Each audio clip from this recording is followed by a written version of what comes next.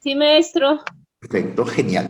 Listo, vamos a hablar entonces de los fundamentos. Es decir, ¿cuál es la base fundamental, el pilar fundamental para poder nosotros desarrollar estimulación temprana? Si yo no sé cuáles son los fundamentos, yo no voy a tener las competencias para poderlo aplicar. Es importante que este módulo, esta clase que es teórica, quede muy claro eso. Pero para ello vamos a comenzar con una pregunta que dice, ¿cómo se enfoca la estimulación temprana y cómo se diferencia de otras formas de abordaje en la infancia? Vamos a ver. Mi pregunta va a ser muy simple. Mi pregunta va a ser muy simple. A ver, Frida. Hola, Frida. Frida Puma.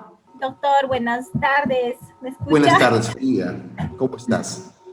Frida, una consulta. Vamos a hacer una pregunta simple. ¿Eh? Dime, ¿cómo crees tú que es la estimulación temprana en la sierra o en la región andina, en la región amazónica y en la región costeña? ¿Cuál crees tú que sea la mejor estimulación? Donde el niño tenga mejores oportunidades. ¿En la región costeña, en la región andina o en la región amazónica? Doctor, yo creo que para mí, desde mi punto de vista, creo que todo depende de la madre, cómo lleva la estimulación temprana desde el vientre, ¿no? Desde el vientre materno, desde el primer momento. Las oportunidades, yo creo que todos tienen oportunidades en los diferentes contextos. No creo que no hay menos, no hay más. Y ahora, ¿no? Que vemos que los centros de salud, las postas, ahora se están enfocando más en eso. ¿No? Y bueno, de repente un poco desconocen esto las mamás que no tienen tanta información cercana, como por ejemplo en las alturas, ¿no? De Cusco, pero ahí está siempre una posta para que les pueda brindar información, pero las personas que están en las ciudades, ellas sí tienen mayor ventaja para trabajar esto de la estimulación temprana. Yo pienso también que es lo mismo así en la selva, ¿no? En la selva igual y en la costa también me parece, en esos, hablamos de todo Lima, en esos barrios, pueblos, asentamientos jóvenes, pueblos jóvenes creo. Vemos en la televisión que tienen muy poca economía, bueno, más se priorizan en buscar el alimento del día a día, peor en la pandemia ahora, ¿no? Que se está aumentando y todo eso. Para mí ese es mi punto de vista, doctor. Muy bien, muchas gracias, Frida, muy amable. Marisol Romero. Hola, Alicia. Doctor, muy buenas tardes. Aquí ¿Qué estoy, tal, doctor. Alicia? ¿Cómo estás? ¿Estás de acuerdo con lo que ha dicho Frida? Doctor, ahorita acabo de entrar, un ratito he dejado la máquina. Va a disculpar, no la pude escuchar. Ya, yo entonces te voy a hacer la misma pregunta que le hice a Frida, ¿ya? Ya.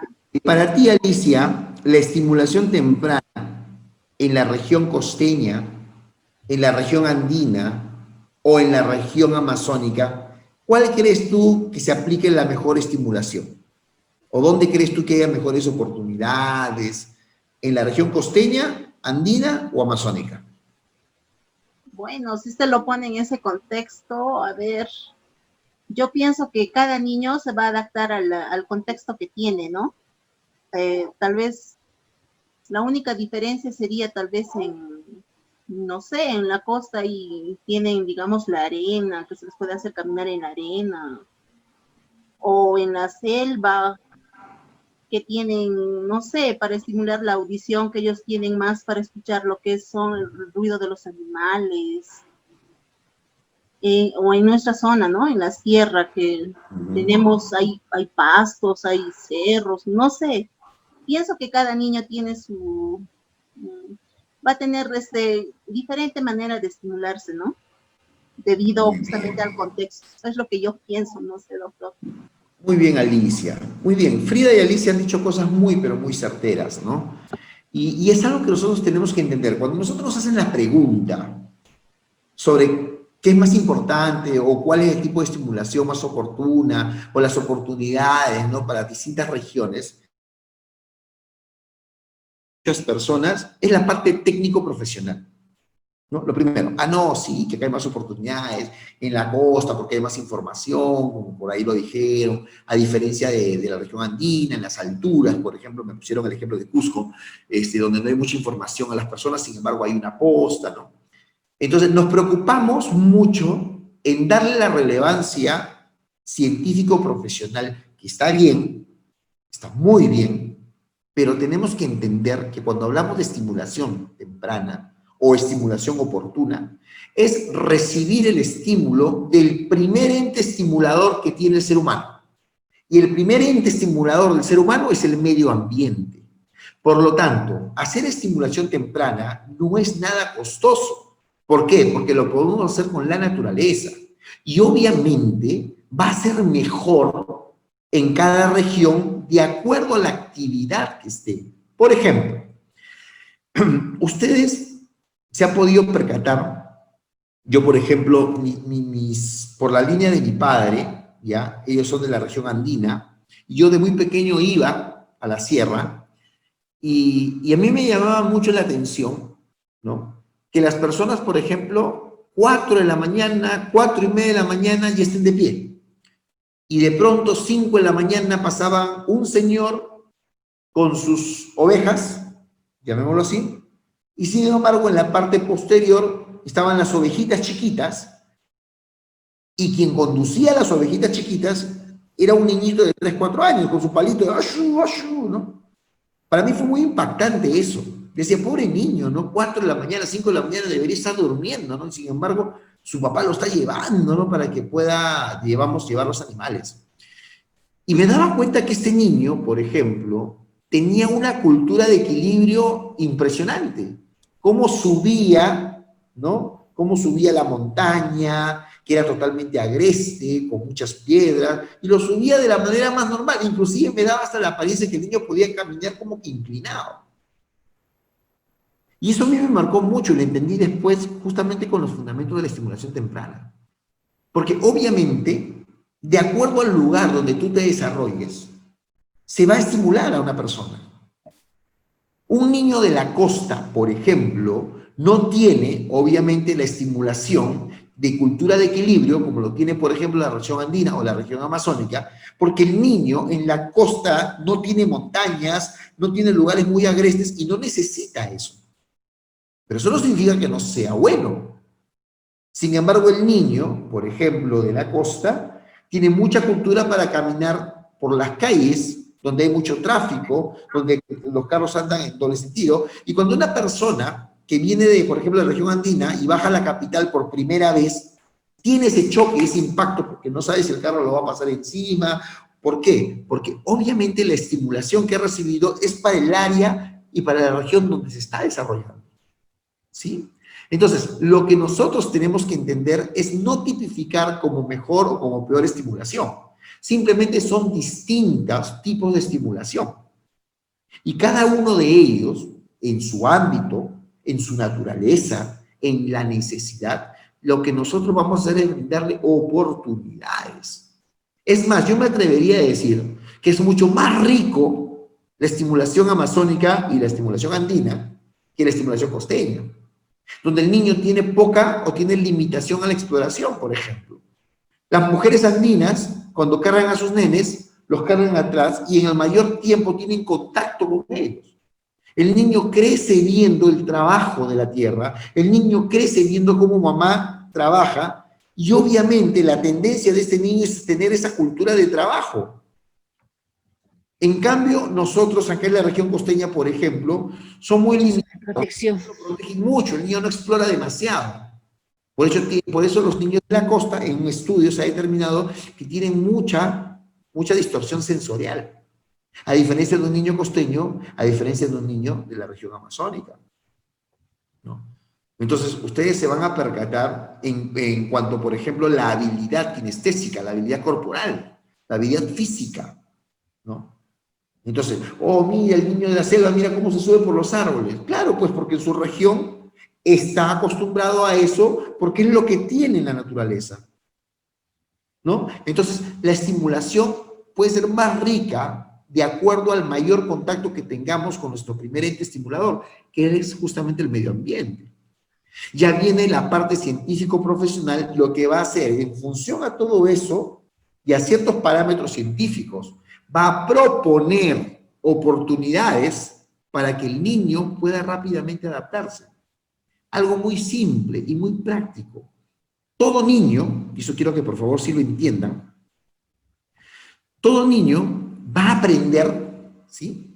Siempre y cuando lo que está recibiendo sea significativo para él.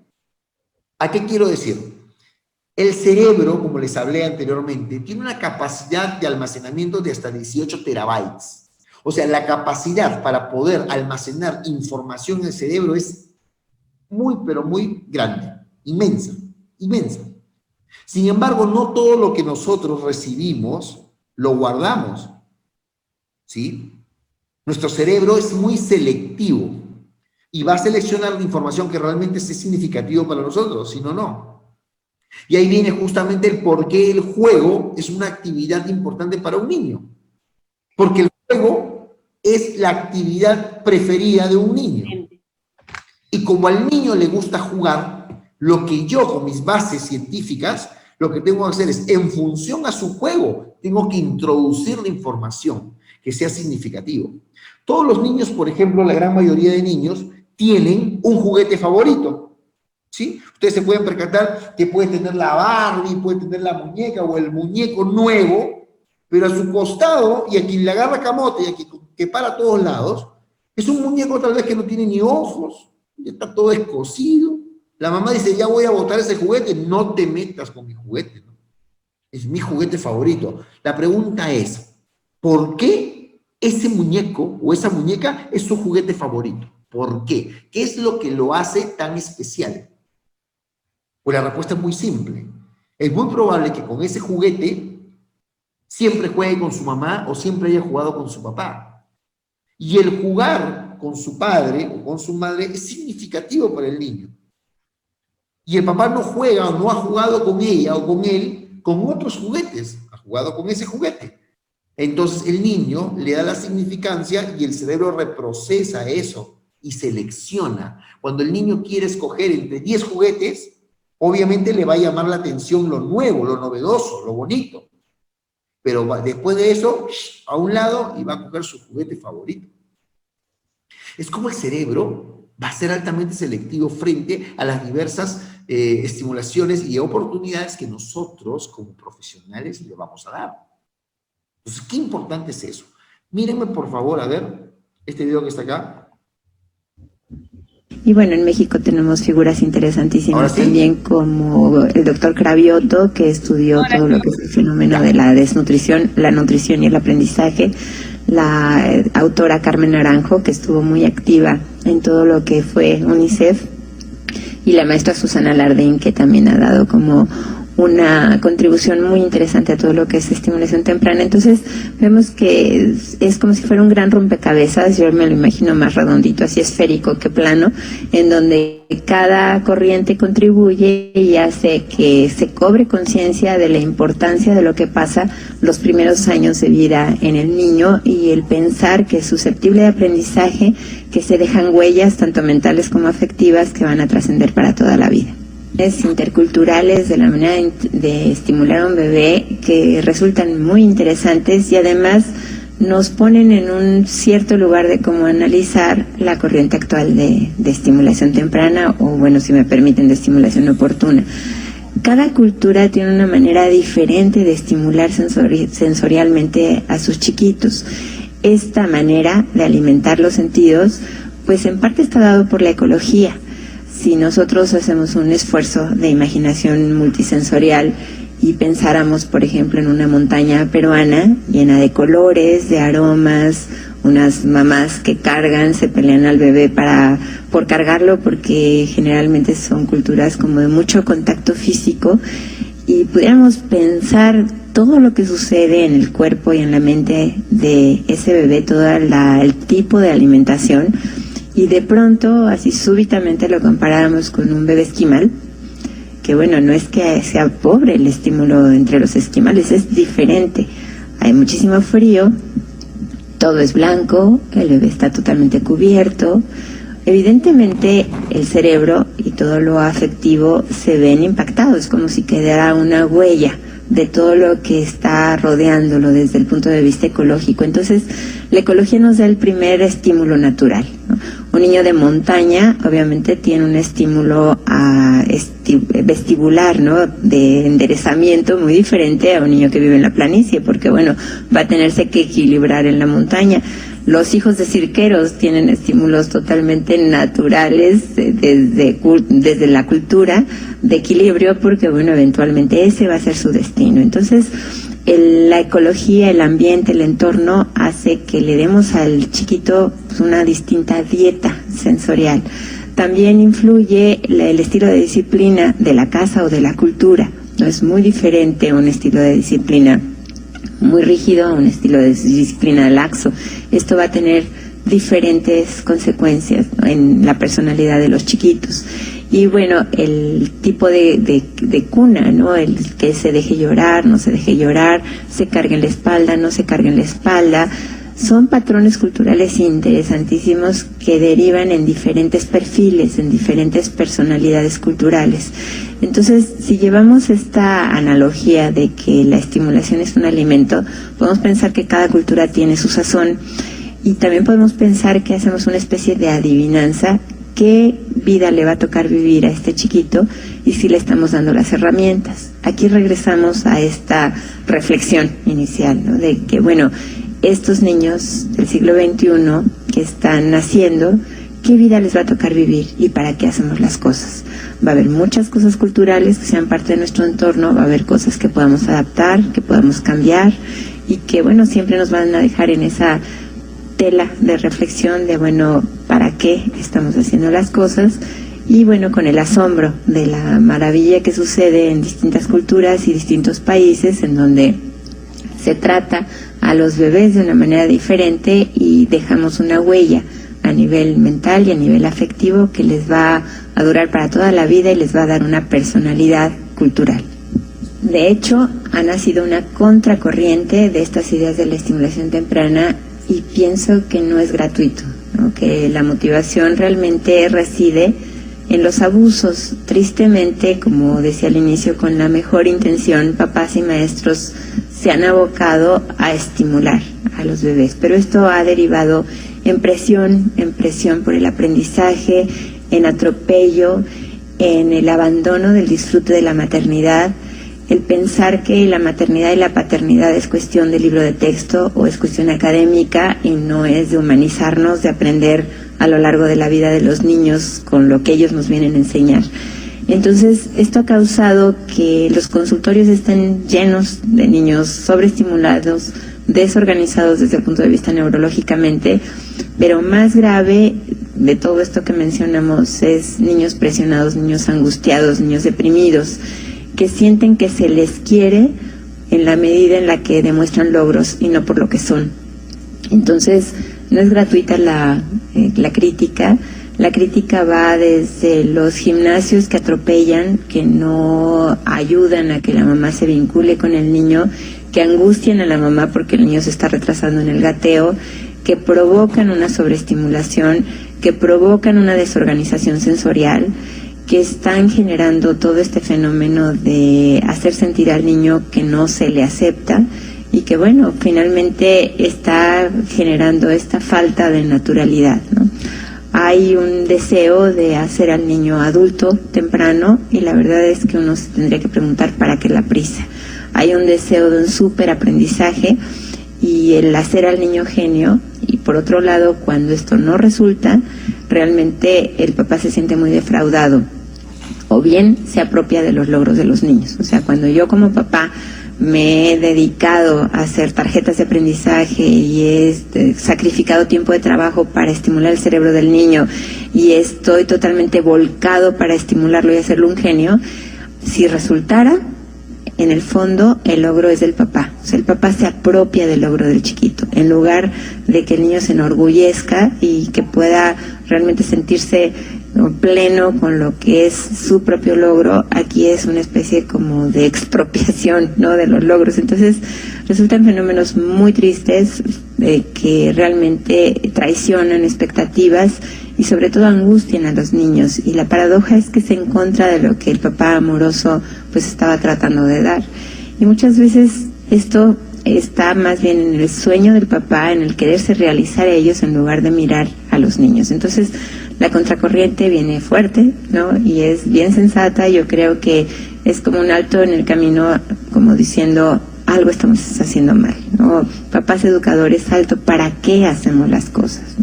Hay muchos autores que están dentro de esta línea, pero a mí me impresiona mucho David Elkin, que es un seguidor de Piaget, es un hombre muy sabio, y que, bueno, nos ha hablado de todos los abusos que ha habido al querer hacer al niño adulto, al presionarlo, al exponerlo demasiado temprano a las computadoras o a los ordenadores de una manera indiscriminada, y todos los efectos que esto tiene, sobre todo en el nivel de autoestima y en la sensación de sentirse queridos los chiquitos.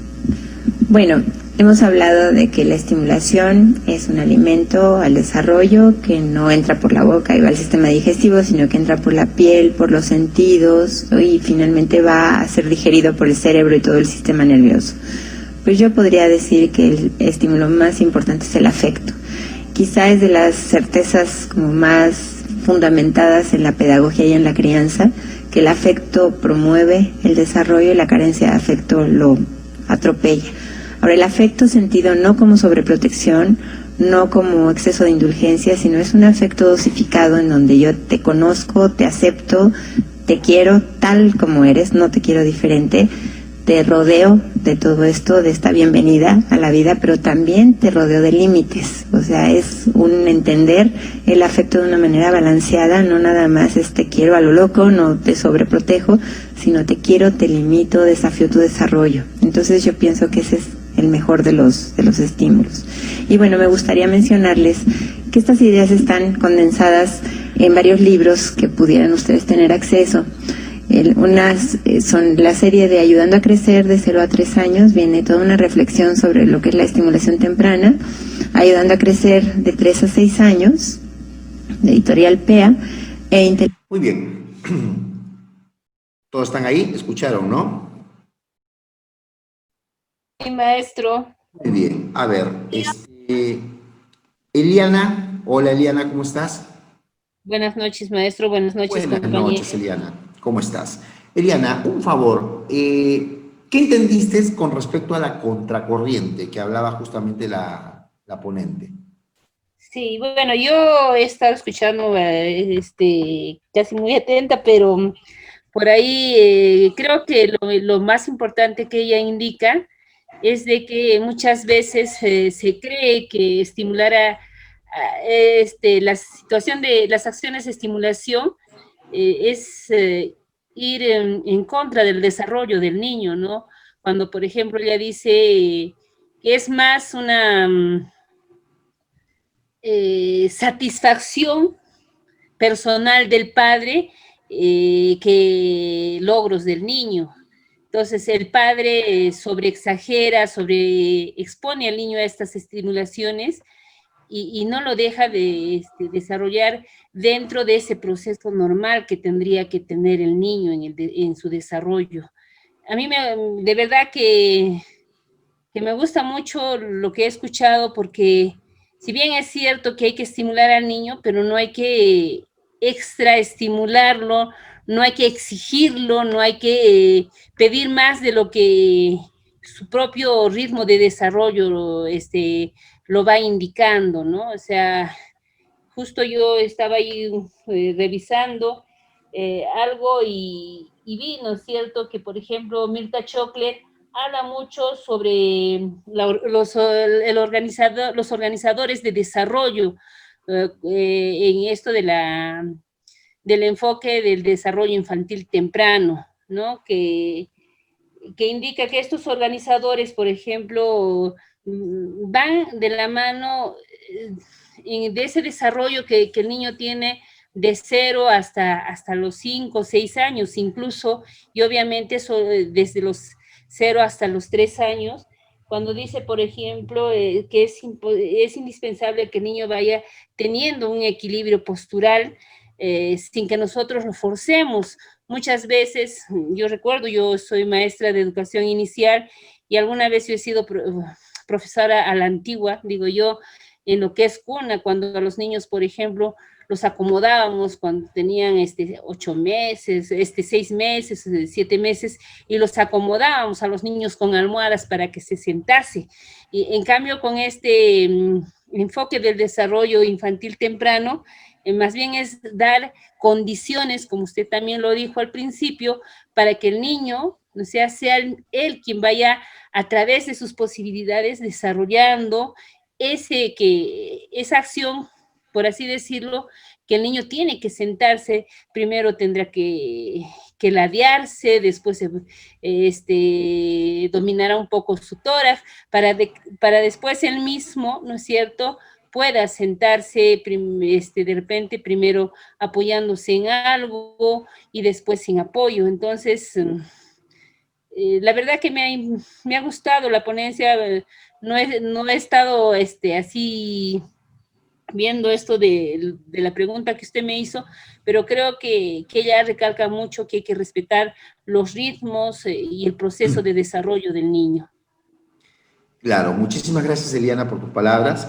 Efectivamente, ¿no? Cuando hablamos de la contracorriente, hablamos de todo aquello que va a atropellar las tendencias de la estimulación temprana.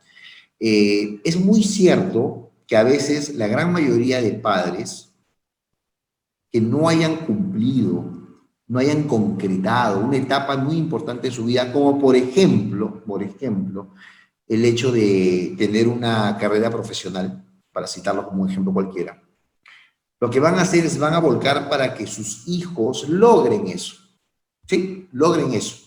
Pero obviamente atropellando, yendo en contra de lo que realmente el niño quiere, ¿no? Es muy importante que el padre se quite de la cabeza esa frase, por ejemplo, que dice, no, yo le voy a dar a mi hijo todo lo que no tuve. Pero ¿quién te ha dicho a ti que lo que tú le vas a dar a tu hijo es lo que tu hijo necesita?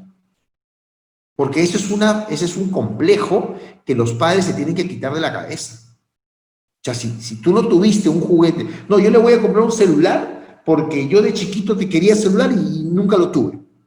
Y ahora que yo puedo, le voy a comprar a mi hijo para que no le falte nada de lo que a mí me faltaba. Tú tuviste lo que fue necesario para tu vida. A los hijos, y eso por favor escúchenlo bien, una vez conversando con un psicólogo infantil, me dice, Juan, tú no sabes que a los hijos no hay que quererlos mucho.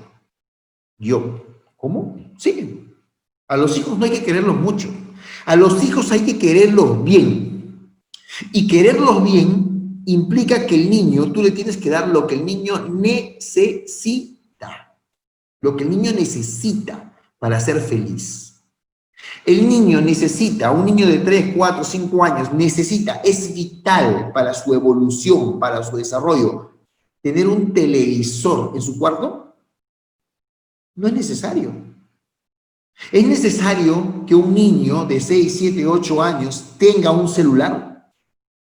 ¿Es vital? No. No es necesario. ¿Qué es necesario para un niño de 3, 4, 5, 6 años? Calidad de tiempo, vinculación afectiva, compenetración con sus padres. Si un niño tiene una correcta estimulación con sus padres de muy temprana edad, son niños que van a crecer con una seguridad enorme. Cuando nosotros sobreprotegemos, cuando nosotros damos más de lo normal a un niño, al niño lo vamos a limitar. No juegues con eso porque te vas a hacer daño. No te vayas por allá porque te vas a ensuciar. Entonces, el niño toda la vida va a estar acostumbrado a que todo lo que haga él tiene que ser con la anuencia de su mamá. ¿Sí? Con la anuencia de mamá. Porque mamá no le permitía que él avance. Él quería hacer algo y la mamá decía, no, porque te vas a ensuciar. No, porque te vas a hacer daño. No, porque esos niños son muy grandes, te pueden golpear. Entonces el niño crecía muy, pero muy limitado y no podía explorar sus actividades, ni siquiera podía desarrollar sus capacidades. Este niño va a crecer inseguro, porque cada paso que va a querer dar en la vida va a tener que voltear la cabeza y preguntarle a su madre si lo puede hacer o no. Vamos a inhibir su capacidad de decisión en la vida. Creamos niños inseguros, niños timoratos, niños con poca acción. La pregunta es, con esta contracorriente, lo que vamos a lograr es justamente frenar el desarrollo y el enfoque del desarrollo infantil. Por eso que tenemos que empezar definiendo qué es la estimulación temprana. Y hay muchas definiciones, realmente no hay una única definición sobre eso, ¿no? Se refiere a muchas técnicas. Sin embargo, el término va a recoger una serie de procedimientos que son usados para estimular el desarrollo de niños de 0 a 6 años. Eso es muy importante. Por ejemplo, vamos a ver. Glenn Doman, a ver, antes de hablar de Glenn Doman, vamos rápidamente a ver cuál es la definición, digamos,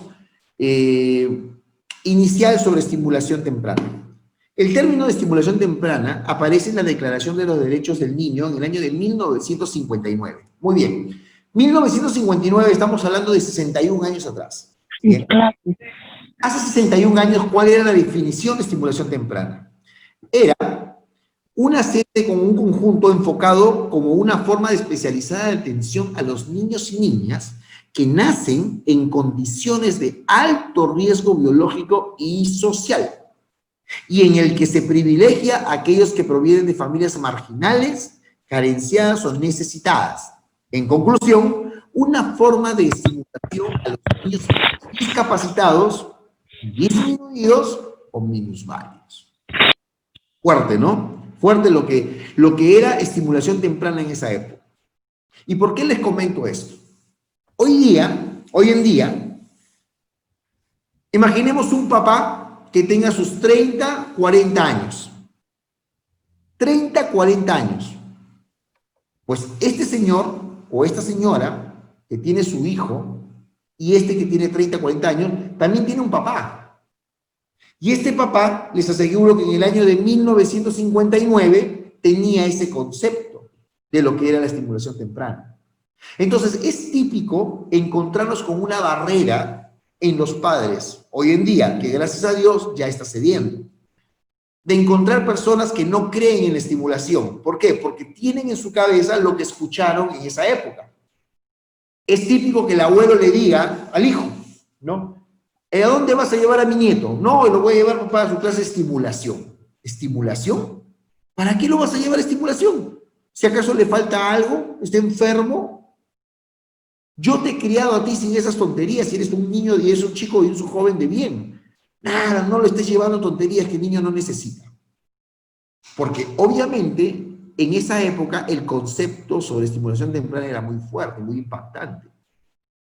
Y muchos papás de hoy en día tienen ese concepto, ¿sí? Tienen ese concepto muchas veces.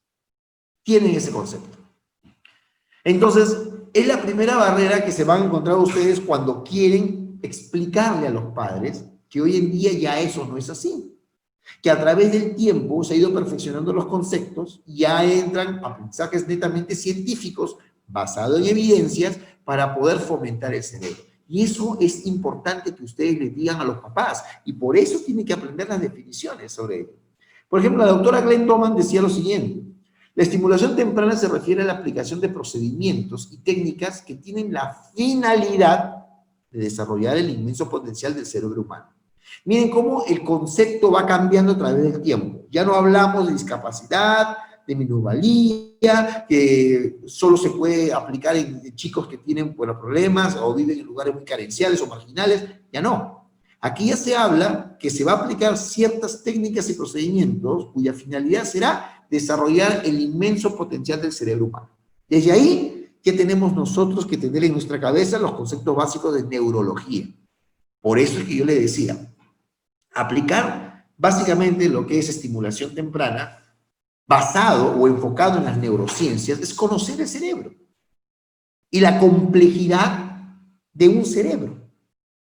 Y aquí voy a hacer un paréntesis para poder ahondar eso. Yo les había hablado en el módulo anterior la importancia de cómo el aprendizaje enfocado o basado en evidencias se va dando. Por ejemplo,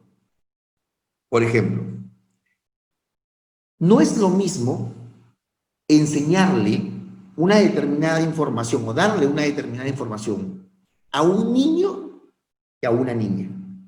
No es lo mismo. Son cosas completamente distintas. Sin embargo, lo que debemos nosotros buscar es actividades mixtas para que la información entre. No es lo mismo la información que vaya a niños o a personas cuyo hemisferio derecho es dominante a diferencia del izquierdo. Nosotros, por ejemplo, o la mayoría de personas tal vez en su momento han tenido, digamos, una traba en aprender las matemáticas, ¿no? Un problema con las matemáticas. Muchas personas odian ese curso. Y la pregunta es, ¿por qué? Si es un curso sencillo, es un curso fácil, es un curso lógico. 1 más 1 es 2. O sea, en la matemática no hay tanta complejidad, son exactas. ¿Qué es lo que pasaba a través del tiempo? Hay que entender lo siguiente. ¿Cómo es, por ejemplo, nosotros tenemos 2 hemisferios cerebrales, uno derecho y izquierdo, y según los estudios, hablan que el hemisferio derecho es el hemisferio cuyas actividades dominantes son las actividades de expresión artística, son los románticos, ¿no? Son las personas que negocian, es el alma de la fiesta, es el pilas, ¿ya? Es el desordenado, pero en su desorden está su orden, ¿bien? Así es el hemisferio derecho. Le gusta cantar, le gusta dibujar, le gusta hacer poemas, ¿no? El hemisferio derecho es muy detallista, se preocupa de los detalles. En cambio, el hemisferio izquierdo es un hemisferio mucho más pragmático, mucho más cuadriculado, mucho más cerrado, ¿no? Un hemisferio izquierdo, por ejemplo, no negocia, o es blanco o es negro, no hay más, ¿no? Un hemisferio izquierdo es altamente ordenado. Detestan que se hagan intromisión dentro de él, ¿sí? El hemisferio izquierdo no es kinestésico. El hemisferio izquierdo puede estar horas y horas sentado frente a un profesor escuchando y no pasa absolutamente nada. A diferencia del derecho, que es altamente kinestésico y tiene que tener movimientos para poder ser significativo su aprendizaje. Ojo, nosotros, los seres humanos, tenemos ambos hemisferios. Por lo tanto, tenemos un poquito de los dos. Sin embargo, siempre hay un hemisferio que domina más que el otro. ¿Sí? Que domina más que el otro. Entonces, imagínense ustedes cuál era el perfil de un profesor de matemática. Por ejemplo, les hablo de hace 15, 20 años atrás, o 30 años atrás. ¿Cómo era el perfil de un profesor de matemática? Primero, un profesor de matemática raro, verlo bromear. Era una persona muy seria, siempre venía con su regla, imponía miedo y respeto, ¿no? Y el profesor de matemática todos venían calladitos. ¿Cómo era su clase en la pizarra de un profesor de matemática? Altamente ordenado, ¿no? Escribía sus numeritos, excelente. Y cuando el profesor explicaba, parecía que estaba explicando solo, ¿no? Hablando con la pizarra, ¿no? Aquí tenemos el binomio cuadrado perfecto, a más b al cuadrado igual al primero al cuadrado por el segundo al cuadrado, más el doble primero por el segundo, y desarrollaba y explicaba y explicaba. Y el que era hemisferio izquierdo, en ese momento un niño, pues estaba tranquilo, tomando su nota, pero imagínense ustedes un hemisferio derecho escuchando esa clase. Me muero, definitivamente estaría, no entiende nada, mira para acá, mira para allá, se voltea, no sabe qué hacer. Como no es muy significativo la forma como le está enseñando esa información o le está dando esta información, pues al niño simplemente no le interesa. Y las malas experiencias hacen que justamente cree ese rechazo por el curso. Por ejemplo, el niño se puso a conversar con su compañero y el profesor escuchó la bulla, volteó. Usted, póngase bien. Y el niño, ¿le gusta hablar en clase? Me imagino que usted ya sabe la clase. Ya, a la pizarra, resuelve el problema 2. Y el niño ni siquiera sabe qué clase es.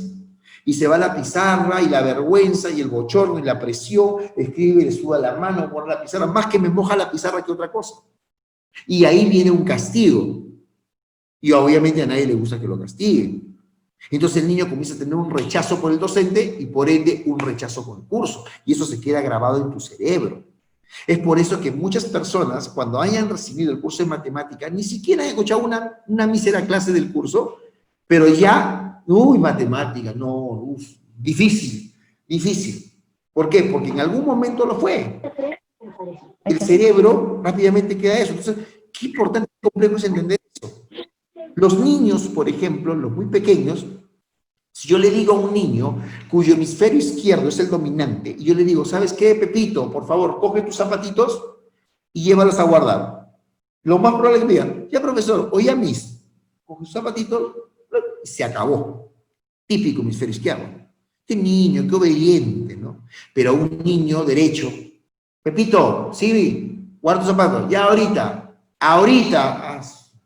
cargas, en eso está yendo, mira que alguien está con fuerte, oye, a ver, dejó los zapatos, Pepito, los zapatos, ay, verdad, pero si yo le digo a Pepito, Pepito, vamos a cantar la canción A Guardar los Zapatos, y comenzamos, a guardar los zapatos, a guardar, entonces él va a escuchar la música y va a comenzar a guardar los zapatos, y lo va a hacer. Y esa actividad sí fue significativa para él, por ende el aprendizaje de que tiene guardar los zapatos se va a dar.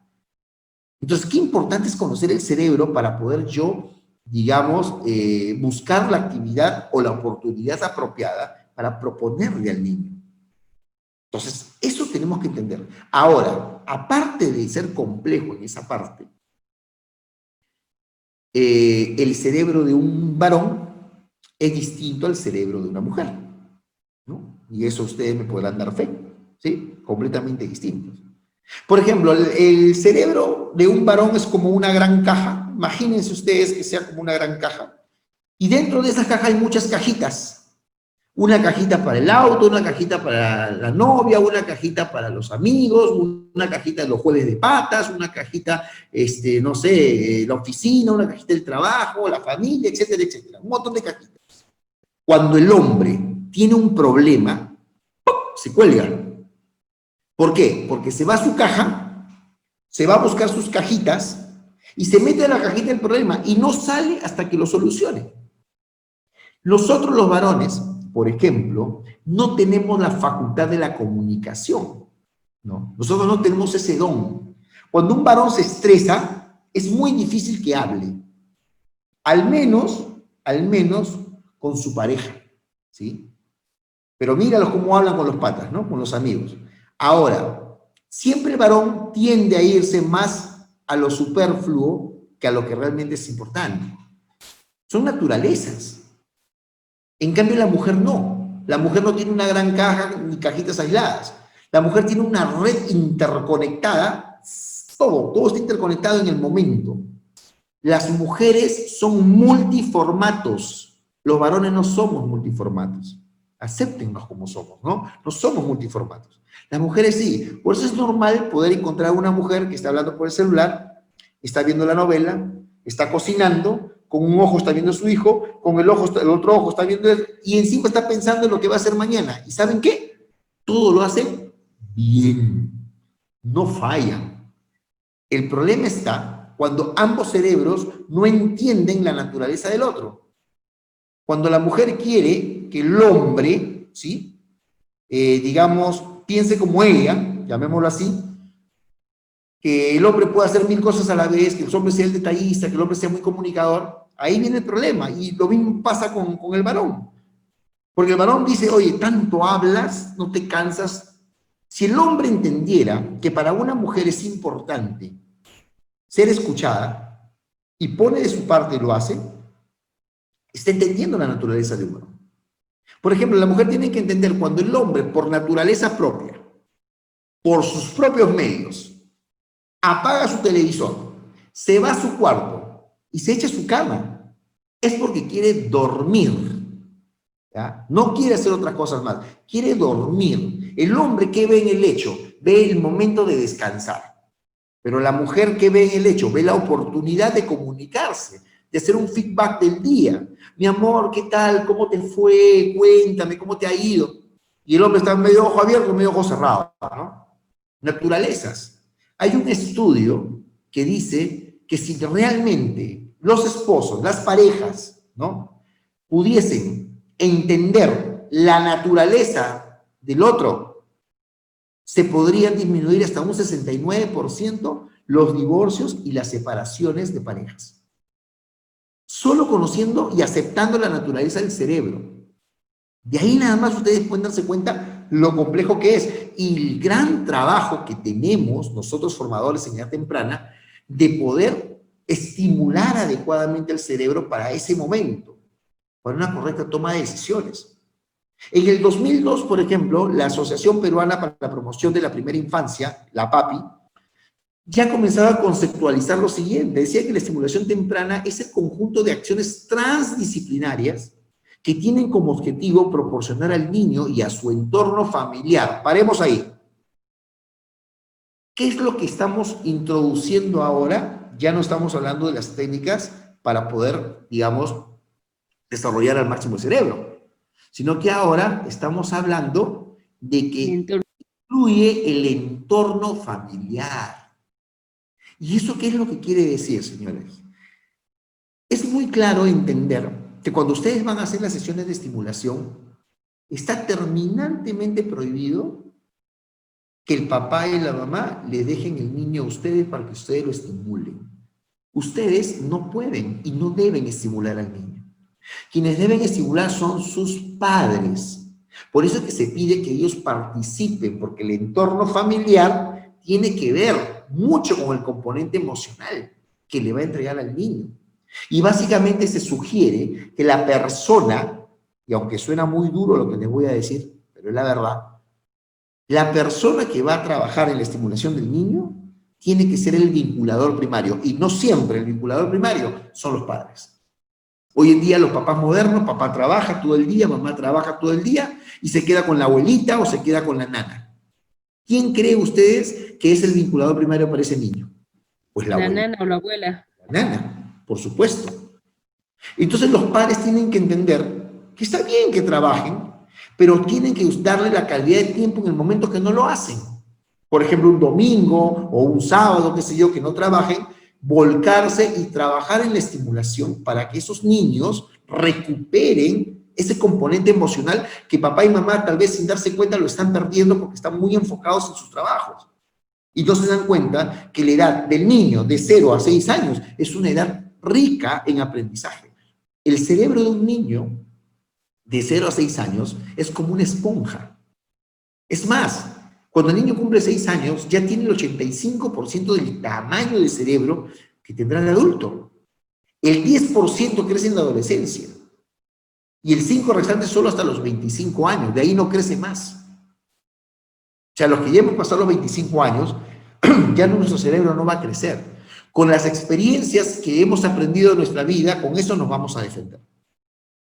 Por eso qué importante es el trabajo de todos nosotros, de poder inculcar, trabajar, formar a los padres para que ellos puedan hacer una estimulación apropiada a sus hijos.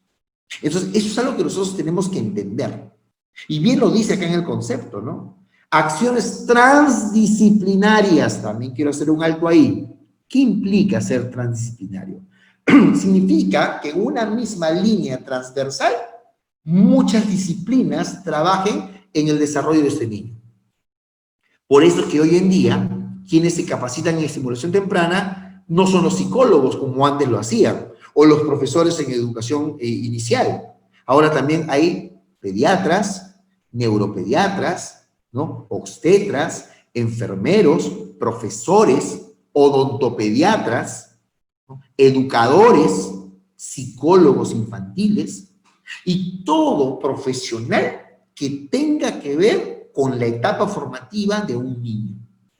Obviamente, cada uno de ellos lo va a aplicar de acuerdo a su competencia, sin llegar a la intromisión, porque obviamente cada perfil profesional es distinto uno del otro.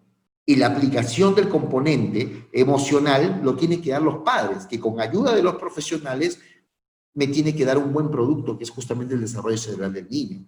Entonces, no deja de ser, digamos, complejo el comprender por qué tenemos que fundamentar bien el por qué hacemos estimulación temprana. Por ejemplo, la doctora Valdivieso en el 2002, estoy hablando de conceptos de 18 años atrás, decía lo siguiente, ¿no? Para que haya un proceso de atención integral del niño, estos deben incluir, primero, el afecto genuino, oriundo, autóctono, único.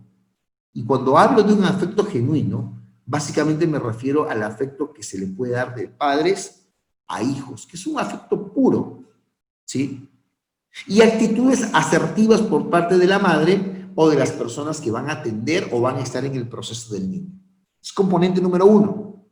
El segundo componente es el proceso de enseñanza.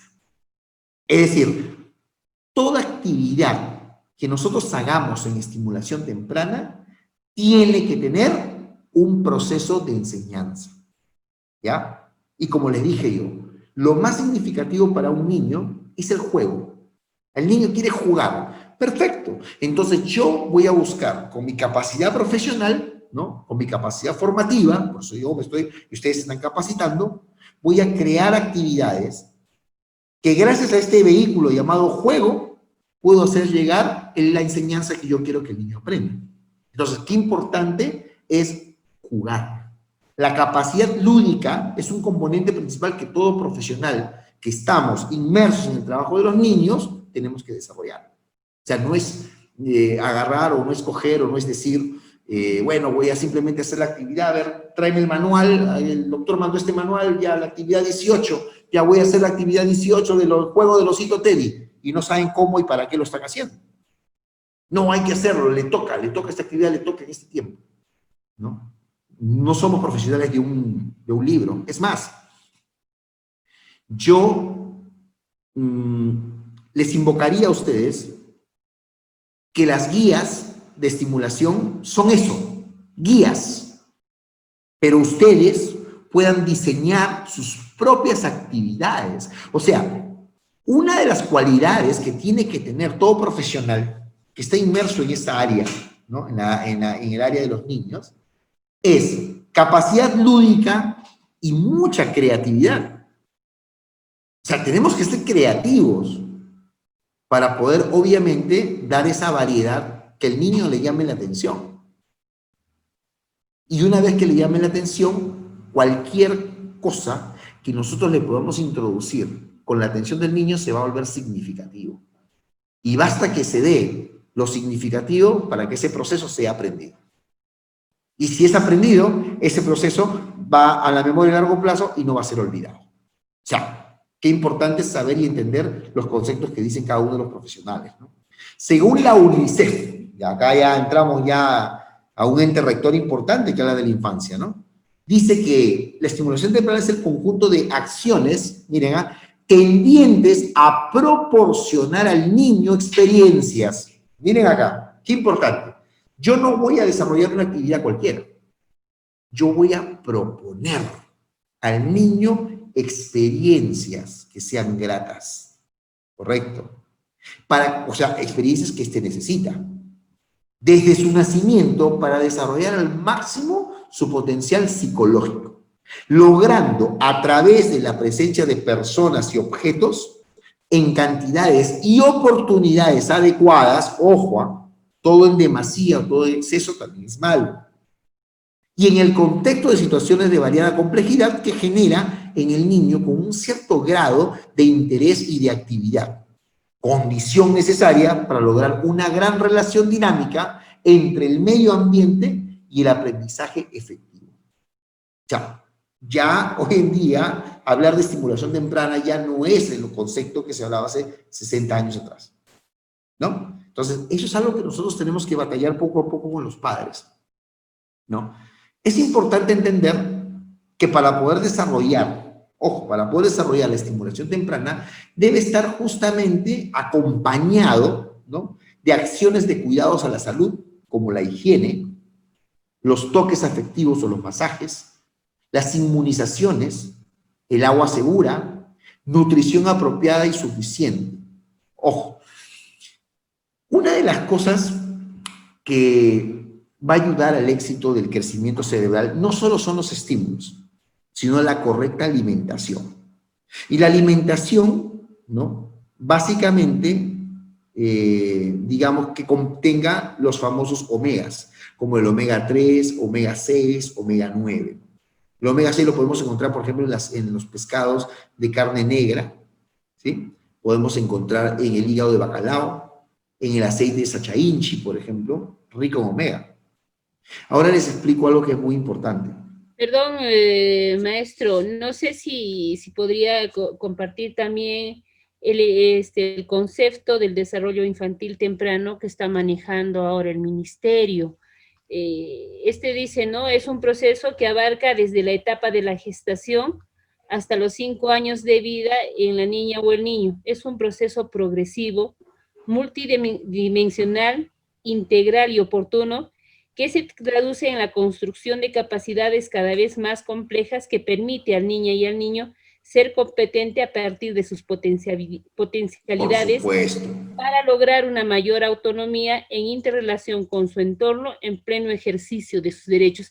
Es el enfoque del desarrollo infantil temprano que ahora Ministerio de Educación a través del MIDIS. Por eso es que el módulo 1, por eso es que el módulo 1 hablamos de lo que era la etapa prenatal. La nutrición que el niño va a recibir obviamente tiene que ser una nutrición de complemento a aquella que ha recibido inclusive dentro o en formación intraútero. Por eso es que es importante que la madre entienda el valor nutricional de todo aquello que está consumiendo, porque todo eso le va a pasar al niño. Los alimentos ricos en omega lo tiene que ingerir la madre para que la continuidad lo dé el niño. Y estos componentes nutricionales van a ayudar a que el cerebro tenga mayor capacidad de hacer interacciones sinápticas. Y lo que dice justamente el enfoque que da actualmente, o que usted acaba de dar, es justamente lo que yo le estoy transmitiendo en palabras muy sencillas, ¿no? Simple y llanamente tenemos que preocuparnos en darle una correcta nutrición al niño, acompañado de un correcto enfoque sobre el crecimiento psicoevolutivo del niño. ¿Por qué?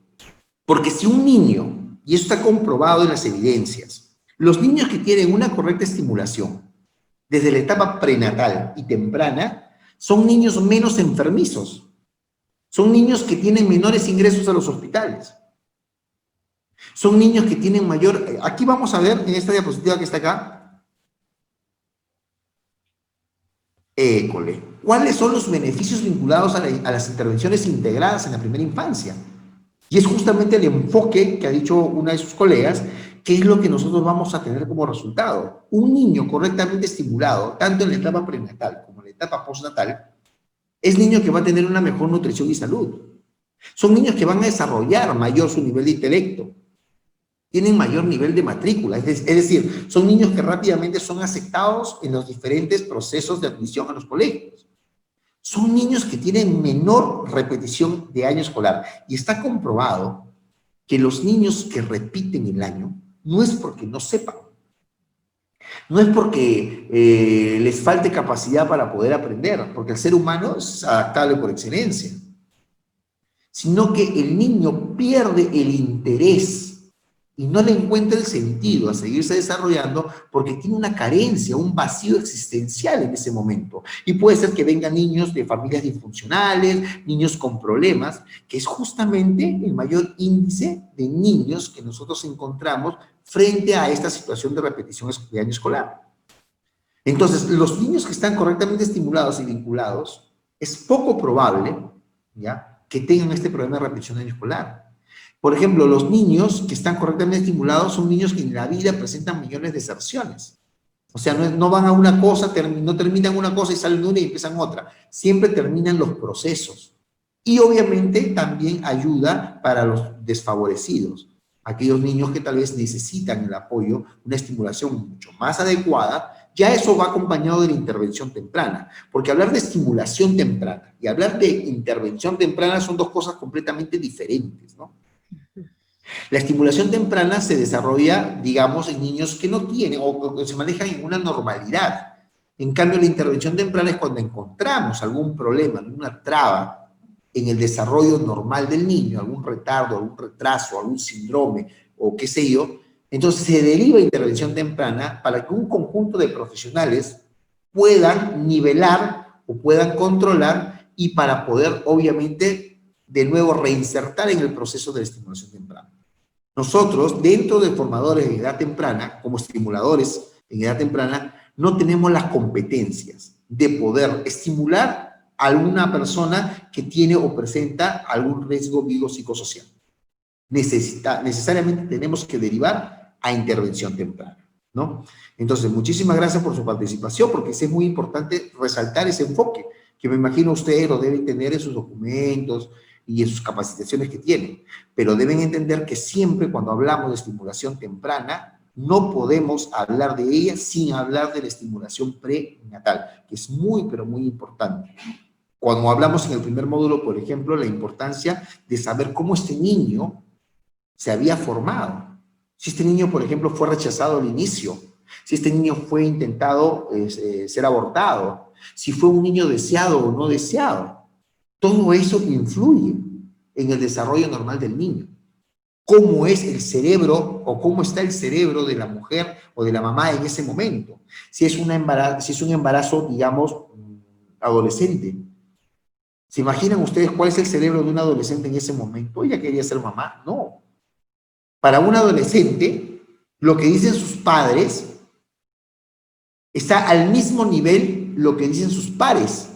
O sea, su ente vinculante para un adolescente son sus padres y sus pares, en ese nivel. Cosa que no pasa en los niños, ¿no? Los niños, mi papá es mi héroe, ¿no? Lo que dice papá y lo que dice mamá se hace.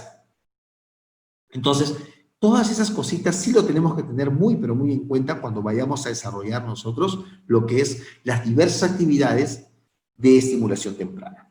Bien, aquí vemos, por ejemplo, la evolución del cerebro, ¿no? En cuanto a su peso. Por ejemplo, los niños, cuando nacen con el 24% del tamaño del cerebro que tendrá el adulto. Es decir, unos 300 gramos aproximadamente. 300 gramitos pesa el cerebro de un recién nacido. Pero cuando este niño ya cumple un año, ya tiene el 69% del tamaño del cerebro que tendrá el adulto. Y cuando llega a los 3 años, ya llega al 80%. Y a los 6 años, el 85%. Por eso es que la mejor, o las mejores, digamos, la mejor edad para poder enseñar la base fundamental de todo es justamente de los 0 a los 6 años. Por ejemplo, de 3 a 6 años, un niño tiene la capacidad para poder desarrollar actividades, digamos, que tienen que ver con la inteligencia musical. Tocar un órgano, tocar un instrumento musical. 6, 7, 8 años, la edad propicia para poder aprender idiomas, ¿no? Entonces, es importante saber la evolución del cerebro para yo decir, no, yo hago actividades en esta etapa, porque aquí se da el máximo crecimiento cerebral y tengo que aprovechar eso. Y el cerebro crece en función a las interconexiones neuronales, que son las sinapsis. Y un cerebro tiene mayor sinapsis cuando hay mayor estimulación. Y estimulación significativa para un niño. Por eso que un niño hoy en día, si ustedes se dan cuenta y pueden entender el por qué un niño de hoy es distinto a un niño de hace 10, 15, 20 años. O sea, los niños de hoy día, solo le falta que nazcan leyendo y escribiendo. Pero ¿por qué se da esa situación? Porque obviamente el niño de hoy está viviendo en un mundo altamente sensorial. La madre, desde que lo tiene en la barriga, ya está viviendo el estrés, harto cortisol, por ahí se alegra endorfinas, por ahí el celular, por ahí la bulla, el tráfico, la tensión, la información, la comunicación, las noticias, todo eso hace que la madre esté en un mundo altamente sensorial. Y el niño va a captar todo eso. Por eso que los niños salen, hoy en día, el aumento de TEAs. TEAs es un trastorno del espectro autista, ¿no? Hoy en día han aumentado enormemente, ¿no? Niños autistas, niños índigo, ¿no? Entonces, niños que tienen cierto, digamos, cierta forma diferente, ojo, no es una enfermedad, son condiciones diferentes nada más. Y obviamente tiene que ser derivado de intervención temprana, por eso los niños Asperger, por ejemplo, derivados a intervención temprana porque el manejo que se tiene que hacer para ellos es distinto, completamente distinto. Entonces, es importante saber entender la situación en la cual nosotros estamos hoy en día. Lamentablemente, un mundo altamente sensorial. Y es lo que nosotros estamos ofreciendo, o es el mundo que nuestros niños o nuestros futuros niños van a recibir. Es por eso que nosotros nos tenemos que capacitar más y más para poder estar a la vanguardia, ¿no? Para cubrir las expectativas de lo que este niño realmente necesita. ¿Bien? Dentro de los fundamentos de la estimulación temprana, hay que entender lo siguiente. El bebé nace preprogramado para la interacción con otro humano. ¿Bien? Entonces, el ser humano tiene la necesidad de interactuar con otros humanos. No podemos aislar a un humano. No se desarrollaría. Por eso es que muchos niños, cuando crecen en orfanatos, lamentablemente, no crecen. Niños que no tienen el contacto piel a piel constante con la madre, no se desarrollan apropiadamente. Niños que son rechazados en la cavidad intraútero, son niños que crecen con el RCIU, que significa retardo del crecimiento intrauterino. Son niños que nacen pretérmino, ¿no? O niños prematuros, como se les conoce. El bebé humano despliega desde el nacimiento una serie de competencias tempranas, las cuales nos han permitido valorar su capacidad de autonomía y respetar su individualidad. Aunque parezca gracioso lo que les voy a decir, tienen que entender que al niño se le pide permiso si quiere ser estimulado o no. Pero no esperen que el niño le diga, no, ahí nomás, ¿no? Gracias, para la próxima. No, el niño no les va a decir eso. El niño corporalmente va a responder. ¿Y quién cree usted que tiene la mejor capacidad de poder entender lo que el niño dice? ¿Ustedes o la madre? ¿O el vinculador primario? La madre y el vinculador primario. Por supuesto. He ahí la importancia de que nosotros tenemos que respetar la individualidad del niño, la autonomía del niño, y la importancia de que papá, mamá o el vinculador primario esté ahí trabajando con nosotros. Nosotros vamos a tener nuestro muñeco y con nuestro muñeco vamos a trabajar y ellos lo tienen que reproducir. Las experiencias a través de los sentidos constituyen el punto de partida para el desarrollo de la cognición en el niño. ¿Ya? O sea, el aspecto cognitivo, el aspecto del aprendizaje se va a dar justamente a través de las sensaciones del niño. A ver, vamos a ver. Joana, Rosy Cabello. Buenas noches, profesor. ¿Cómo estás, Rosy? ¿Qué tal? Rosy, una consulta con respecto a lo que estamos hablando de los fundamentos de la estimulación. ¿Crees que realmente sea importante respetar la autonomía del niño? Sí, es importante porque ante todo debemos tener en cuenta que el niño merece respeto y mostramos respeto cuando consideramos lo que el niño desea hacer, lo que a él le gusta, con lo cual se siente bien. Perfecto. Y obviamente, como lo pregunté hace unos momentos, las mejores personas para saber identificar eso son los padres. Por eso la importancia de trabajar en conjunto con ellos y explicarles a los padres que lo que hagamos en la actividad no es para el momento, es algo que ellos lo tienen que reproducir en casa. Porque muchos papás dicen, oh, bueno, ¿sabes qué? Le voy a hacer la estimulación hasta la otra semana, porque como yo estoy pagando, entonces la profesora, la miss o la encargada lo tiene que hacer. Y eso es completamente incorrecto. O sea, nosotros lo que damos es una asesoría a los padres de cómo es que debería ser la correcta estimulación. Y nosotros tenemos que enseñarle a los padres a que puedan crear sus propias actividades. No es necesario que me traigan a mí herramientas o materiales carísimos que ellos mismos puedan elaborar de manera muy sencilla, muy simple sus materiales. Y ustedes pueden hacer un taller muy bonito con los padres, en donde los padres van a de manera y forma creativa, ¿ya? Cómo van a estimular a su niño. Por ejemplo, ustedes pueden hacer una sesión con los padres y les pueden decir, bueno, yo quiero que ustedes me hagan actividades creativas de cómo, digamos, pueden trabajar el área cognitiva de su hijo o el área social. Entonces, el papá, pues, se tiene que romper la cabeza creando actividades para eso. Puede ser un papá que salga con su guitarra y se ponga a cantar, un papá que le haga una carta a su hijo, un papá que le cante una canción, un papá que se disfrace, que esté inmerso en el proceso. Qué importante es tener de aliados a los padres, pero que tengan la conciencia y que tengan muy en claro la importancia de la estimulación. Ese es un golazo. Es el papá que está ahí. Y recuerden que hoy en día el papá lee, el papá agarra su internet y revisa. Un papá que es muy preguntón, ¿no? ¿Y por qué esto? Y yo he leído aquí que se hace esto. ¿Y por qué el otro? Papá que ve tutoriales en YouTube. O sea, hay un papá que hoy en día tiene la información y se llena de mucha información y somos nosotros quienes tenemos que ordenárselas y canalizar la información. Porque ustedes son los profesionales que tienen que guiar al padre. El padre va a venir con 20 cosas y usted ya, esto primero, esto segundo, esto tercero. Pero el papá que no tiene ese interés, el papá que no tiene por X razones, es un papá que la estimulación para su hijo no va a ser muy relevante. Y recuerden una cosa, ¿no? Uno jamás va a dar lo que no ha recibido. ¿Bien?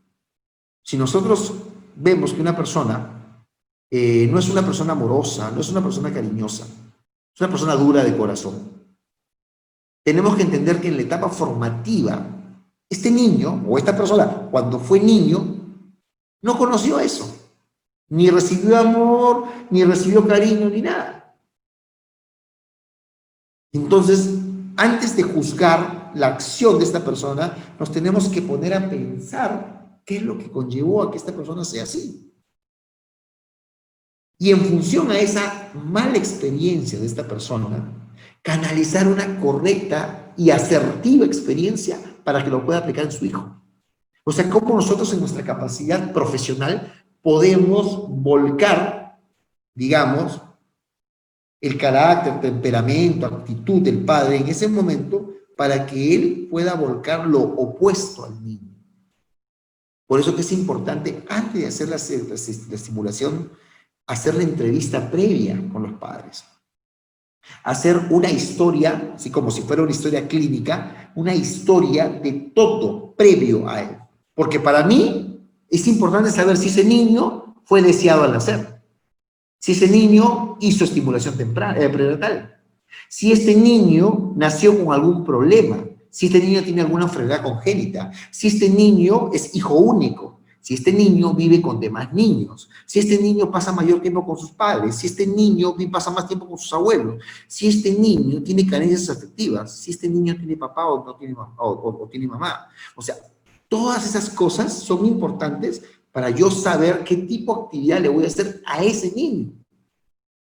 Si bien es cierto, yo puedo hacer una clase grupal, pero también hay clases donde yo tengo que individualizar los procesos. Y eso va a depender, obviamente, de la población que tengan ustedes en ese momento. Entonces, qué interesante se vuelve todo esto cuando sabemos fundamentar bien los principios básicos de la estimulación temprana. ¿Bien? Miren, por ejemplo, esta diapositiva. El niño de la derecha es un niño, o de mi mano derecha, es un niño triste, es un niño que está llorando, ¿sí? Miren las facies de este niño, la expresión. Un niño que sufre en ese momento. Pero miren la facie, por ejemplo, de un niño, del niño que está en mi mano izquierda. Es un niño sonriente, un niño feliz. El área emocional es la base del desarrollo integral del niño. Vete. Sí. ¿Sí, Mari?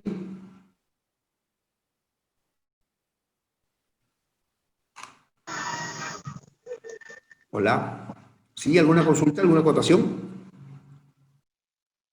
¿Todo bien? Ya.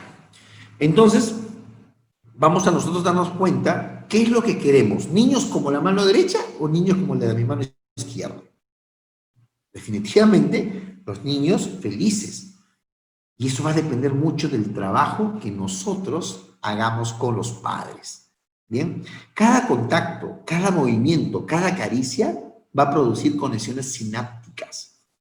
Por eso nosotros, la próxima semana, que es la última clase de este módulo, vamos a hacer la sesión práctica de todos los fundamentos, en todas las áreas. Ahí todos vamos a expresar nuestra capacidad lúdica, todos vamos a jugar, vamos a cantar, vamos a bailar, nos vamos a mover, porque es jugar. O sea, lo que vamos a hacer la próxima semana, en función o en base a lo que estamos viendo ahora, es jugar. Así que todos, por favor, ese día van a venir con sus buzos porque vamos a jugar. ¿Sí? Vamos a jugar con los niños. Muy bien. John Bowlby es considerado el padre del apego. En el año de 1951, John Bowlby afirmó que cuando un bebé no tiene ese vínculo, nunca podrá establecer relaciones emocionales sanas y duraderas. Hoy en día, obviamente, eso ya se ha ido modificando. Pero sí es cierto. Por ejemplo, hace más de 50 años atrás, cuando nacían los niños por parto distóxico o por cesárea, se había comprobado de que los niños que nacen por cesárea eran niños que tenían menor grado de vinculación con aquellos niños que habían nacido por parto normal. ¿Y a qué se debe eso? Eso se debe a que se pierde el primer contacto. Cuando un niño nace, no es una situación fácil. El niño está durante 9 meses de su etapa formativa en un saco lleno de agua, que es el saco amniótico. El niño no tiene la capacidad de respirar como lo hace después que nace. Todo lo hace a través de la barrera materno-placentaria. Este niño no siente la presión atmosférica porque está obviamente equilibrado por el agua en el cual se está desarrollando. No siente frío porque obviamente está cubierto por todos los tejidos que tiene la madre. Entonces, cuando este niño nace y por primera vez se muestra al mundo, los cambios son tan, pero tan abruptos que muchos niños no sobreviven y se mueren. Y cuando el niño se estimula el llanto y llora y entra el oxígeno y siente la presión atmosférica y siente el frío, en ese momento el niño se desespera porque es algo nuevo. ¿Y quién cree usted que debe ser la primera persona que le dé la calma, la tranquilidad, con su voz, que ya la escuchó durante todo el embarazo, y con ese único amor y cariño que le puede dar una madre? Si nosotros no fomentamos ese primer contacto piel a piel, las mujeres cesareadas antes se les dormía.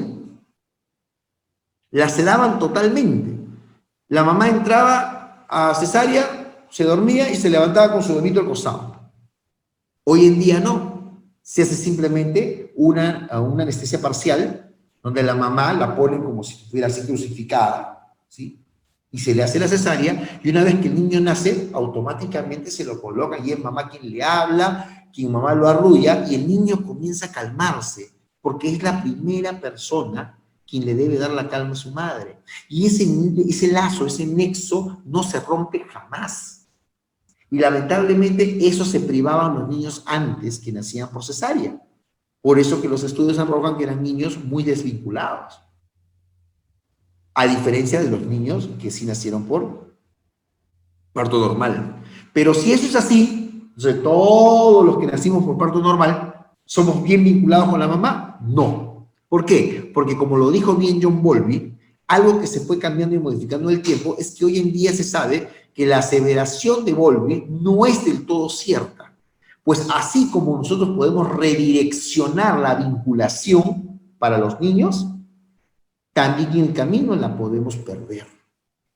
Cuando la mamá, por ejemplo, prioriza otras cosas antes que los hijos, no sé, la vida social, el trabajo y otros factores, va a hacer que el niño se desvincule. Y este niño crezca con estas carencias y en la adolescencia trate de buscar esa carencia. Si le faltó un padre, va a buscar un padre. Si le faltó la madre, va a buscar una madre. Y va a buscar prototipos o estereotipos que cumplan con esa carencia. ¿Me entienden? Inestabilidad emocional. Y eso es algo que nosotros tenemos mucho que trabajar hoy en día para con los niños. Y por ende, para con los padres. Importante. Estas diapositivas ya se las enviamos y ya se las he enviado a su coordinador para que ustedes ahí, hay algunos algunas direcciones electrónicas, algunos links para que le puedan dar y puedan verificar la información. Bien, el apego, que es justamente el vínculo afectivo, la primera exposición del lactante al mundo humano consiste simplemente en aquello que la madre hace con su cara, con su voz, con su cuerpo y con sus manos. Es el primer mundo al cual el niño está expuesto. Sus actos le dan al lactante su experiencia inicial con lo básico, sobre la comunicación y la interacción humana. Por eso es importante hablarle al bebé, ¿no? Importante acariciarlo, tocarlo, besarlo, hablarle, cantarle. Es poderoso, porque va a ayudar a que el niño se sienta mucho más seguro. El bebé necesita de su madre y su padre tanto como el aire que respira, tanto como la comida. Tanto es así que si la madre y el padre necesitan a su bebé inmediatamente que éste nace, para facilitar justamente que se dé ese famoso vínculo en edad temprana. Por eso hoy en día se fomenta mucho que papá y mamá estén en el momento que el niño nace, ¿no? Siempre, obviamente, con las sesiones de psicoprofilaxis que van a ayudar a preparar física y psicológicamente a los padres para ese momento. Porque cuando un padre no está, el papá no está física ni psicológicamente preparado, pues va a pasar lo que usualmente pasa. Se desmayan, se desploman, se le baja la presión, ven sangre, se quiere morir. La mamá está dando a luz y el papá está ahí descompensándose, ¿no? Y eso pasa cuando no hay una preparación.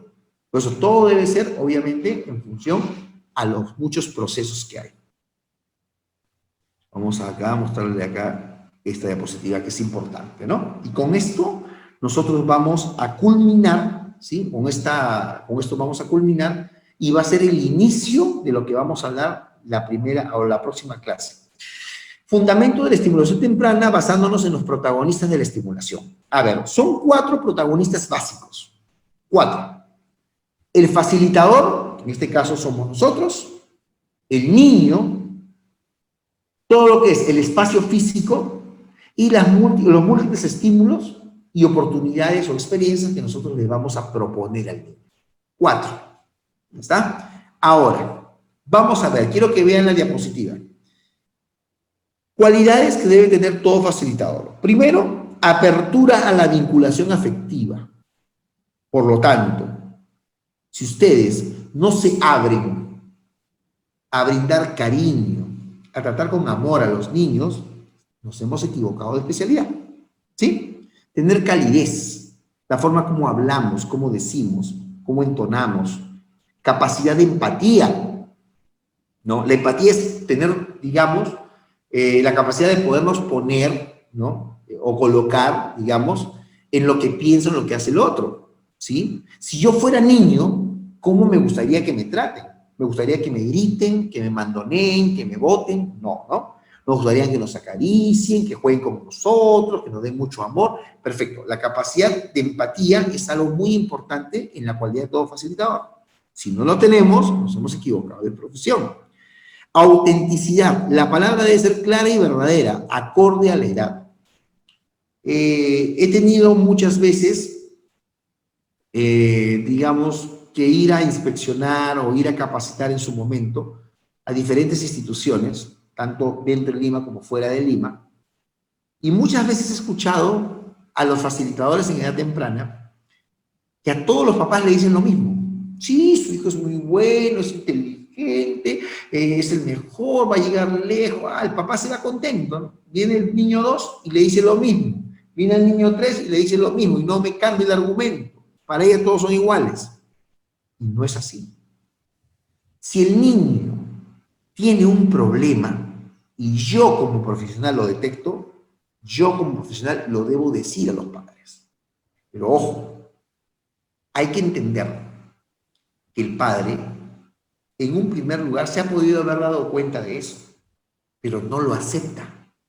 Y como no lo acepta, prefiere olvidar o prefiere no tocar el tema, porque él no acepta que su niño tenga un problema.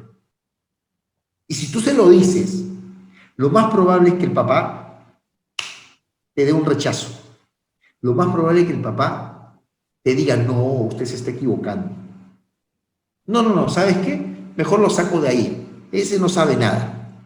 Se va a ir a otro lugar, le van a decir lo mismo y lo va a sacar. Hasta que llegue a un lugar donde le dicen, no, su hijo está bien, todo bien, no hay problema. Ah, la vez te dije, no era mi hijo, no soy yo, son ellos. Ellos, ¿ves? Él sí sabe. Acá lo dejo. Porque siempre el ser humano, lamentablemente, siempre, digamos, cree lo que, o sea, mejor dicho, siempre el ser humano cree lo que quiere creer.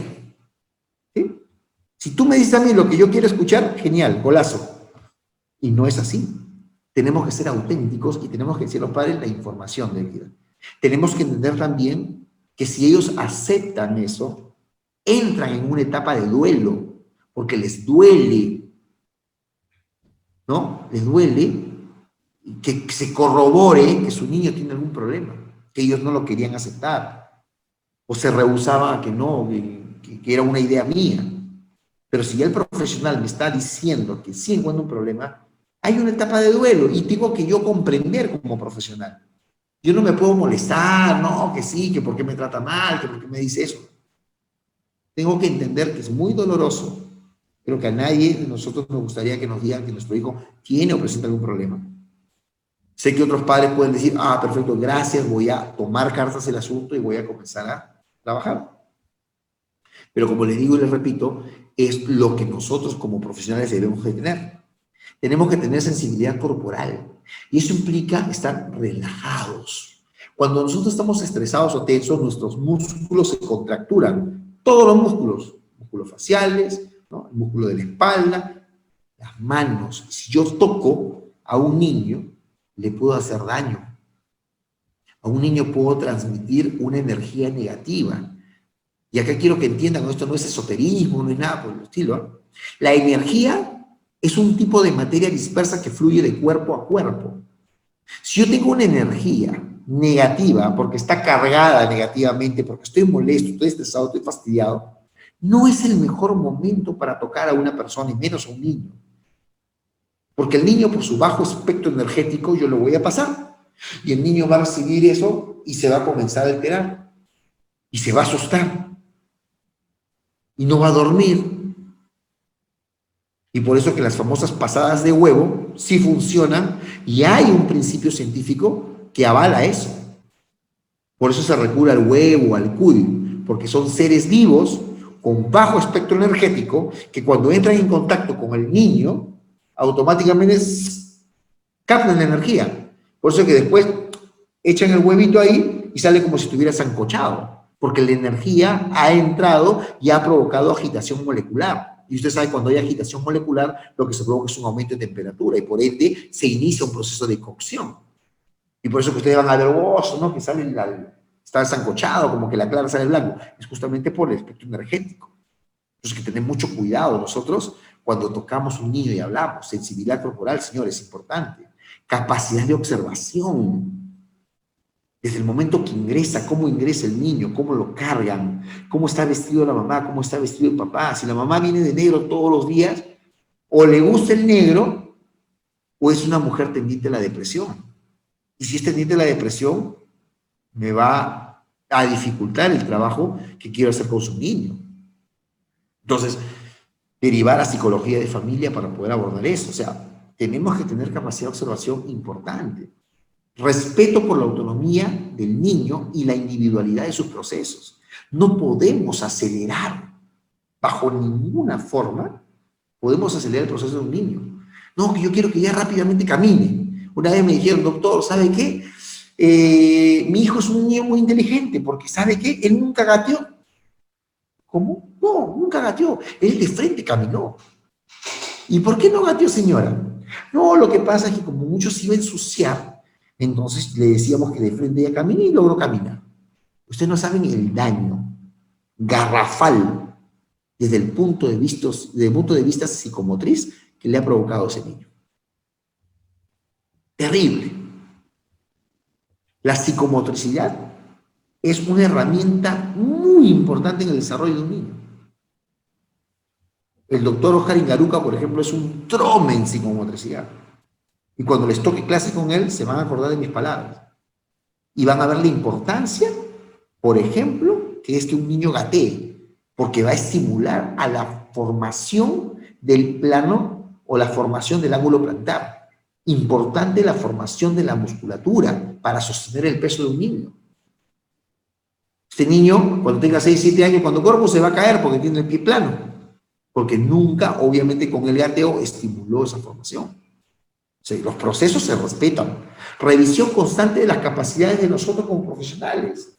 O sea, la capacitación del 2020, el 2021, no te va a servir ya en el 2024, 2025.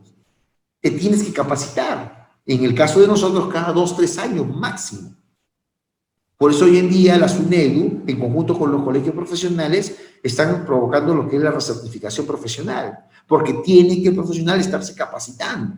Si no se capacita, ahí nada más quedó. Conocimiento actualizado y profundo sobre el desarrollo del niño de 0 a 3 años. Básicamente, neurología, cerebro. Saber proponer ámbitos de experiencias, las cuales se reorientan acorde con los intereses del niño. Y, como último paso, no menos importante, la capacidad lúdica que todos debemos tener. Segundo componente, el niño como actor de su propio desarrollo. Cuando yo hablé de respetar los procesos del niño, del aprendizaje, me hablaba de lo siguiente. Miren esto acá. El niño, según el doctor Hoffman, tiene básicamente 4 momentos antes de jugar. Y que aparte de jugar sea significativo, y que aparte de jugar y sea significativo se vuelva aprendizaje. Primero, momento de exploración. Segundo, momento de experimentación.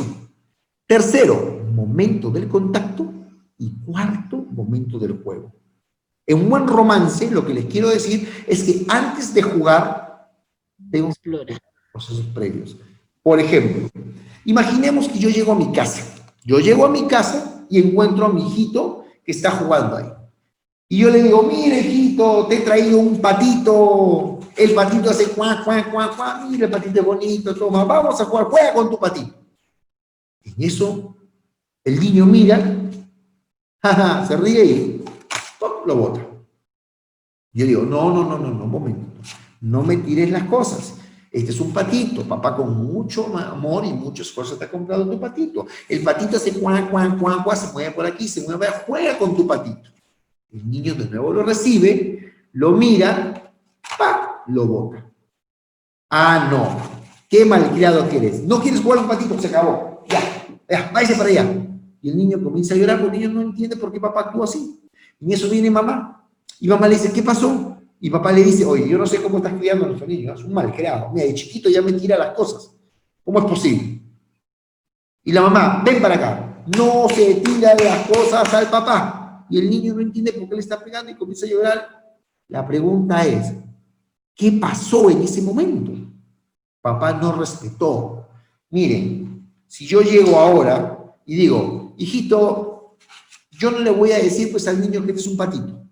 Lo primero que hago es llego y lo dejo el objeto cerca a que él lo pueda ver. Nada más. Y mientras tanto me voy sacando el saco, me voy cambiando, saco la chaqueta, no sé. En ese momento el niño va a ver y se va a acercar. Y lo primero que va a hacer es la exploración. El niño va a comenzar a ver qué es esto. Luego de eso va a experimentar y lo va a tirar porque tal vez él tiene un juguete similar que cuando lo tiras suena y él está experimentando si realmente ese muñequito suena o no suena. Luego que lo tiro, lo coge y entra en contacto con él. Cuando ya el niño entra en contacto con el juguete, recién yo me acerco y le digo, bien, hijito, vamos a jugar. Este es un patito, el patito hace cuac, cuac, cuac, y el niño va a comenzar a jugar.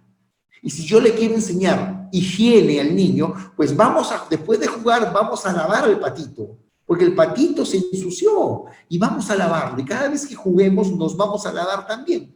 El niño, por medio del juego, introducimos el aprendizaje y el niño entiende. Y se volvió significativo. Pero hay que respetar los momentos previos.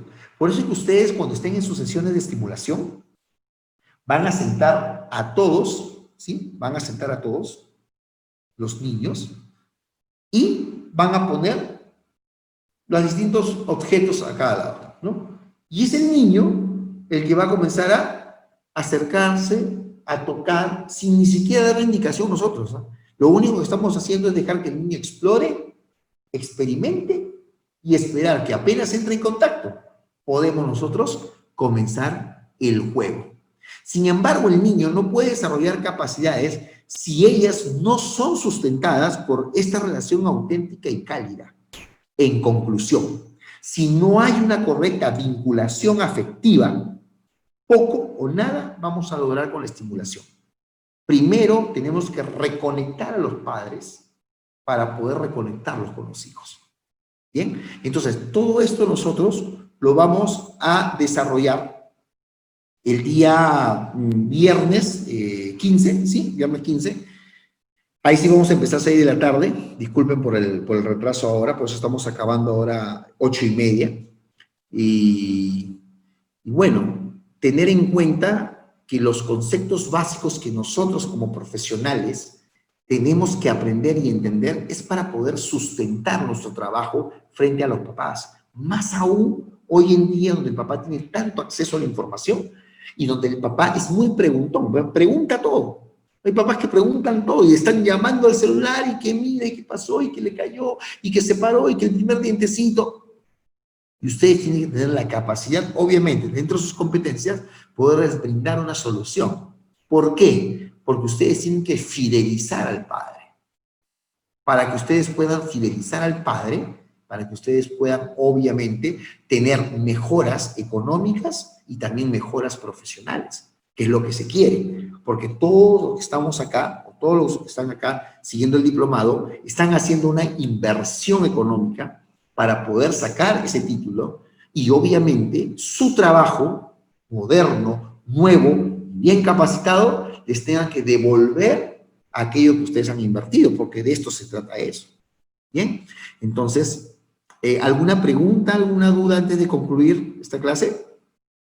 Sí, maestro, yo pienso de que cuán importante es ir viendo estos fundamentos de la estimulación temprana para que nosotros vayamos respetando esos procesos de desarrollo del niño y también vayamos dándole las condiciones para que sea él el protagonista de su desarrollo, ¿no? O sea, yo vuelvo a hacer hincapié al primer video de la señora, doctora, que enfatiza de que nosotros al momento de estimular tengamos que respetar y no tengamos que superestimular solo por una situación de vanidad que muchas veces los padres hacen. Y como bien usted dice, nosotros, maestros, enfermeras, fisioterapeutas que estemos frente a estos niños, sí tenemos que darles esas condiciones, pero sobre todo con un vínculo de afecto, ¿no es cierto? Si bien es cierto que el vínculo de afecto es primero con la mamá y con la familia o con quien lo atiende, pero también es importante que cuando nosotros estemos frente a él, al niño o al grupo de niños, tengamos que nosotros tener calidad de atención, calidez de atención, y como usted dice, es ahora pedir permiso al niño, anticipar al niño qué es lo que vamos a hacer con él, ¿no? Yo recuerdo mucho, antes al niño se le limpiaba la nariz y el niño no sabía ni qué pasaba, en cambio ahora uno tiene que decirle, ¿me permites? Estás con el moquito, ¿me permites limpiarte? Y recién ahí se actúa, ¿no es cierto? Y es ese diálogo y esa interacción de calidad, mirarlo al niño de frente, ponerse a su altura, arrodillarme, sentarme, ya no es esa relación de maestra y alumno o enfermera y paciente, que todo ella lo sabía y que todo ella lo hacía sin tener en cuenta ni siquiera el estado emocional del niño. Muchas veces en este control del niño sano, a veces el niño no estaba con disponibilidad, pero ahí estaba que se tenía que cumplir estas acciones de control y muchas veces pues de repente el niño no llegaba a los estándares favorables porque pues nosotros no veíamos en qué condiciones, como usted bien lo ha dicho, en qué condiciones iba el niño o llegaba el niño a la posta, al jardín y sí, muchas gracias por refrescarnos esta importancia de la estimulación temprana de los fundamentos, porque solo así vamos a llegar a hacer un trabajo con calidad y sobre todo con calidez. Muchas gracias, buenas noches. Gracias a ti, Eliana. Gracias por tus palabras y efectivamente, ¿no? De a partir de ahora en adelante nosotros tenemos que trabajar, tenemos que aprender, tenemos que estudiar, porque el mundo del niño es muy complejo y el mundo de los padres más aún todavía. Entonces nosotros tenemos que meternos en la cabeza de que tenemos que hacer que los padres de hoy en día sean mejores padres, porque no nos enseñan a ser padres, ¿no? Lo aprendemos en el camino, siempre somos ensayo-error de eso. Entonces, ustedes como profesionales siempre tienen que ser una guía a los padres para que obviamente sean mejores padres, se vinculen más con sus hijos y sea exitoso el proceso de estimulación, ¿no? Muchísimas gracias a todos y a todos ustedes por el tiempo. Espero que la ponencia, que ha sido teórica, porque es teórica la clase de hoy día, haya un poco calado en ustedes, haya un poco ha sido grato y aprendido, que es lo más importante. Muchísimas gracias a todas. Buenas noches a todos, buenas noches también con usted. Ok, hasta luego.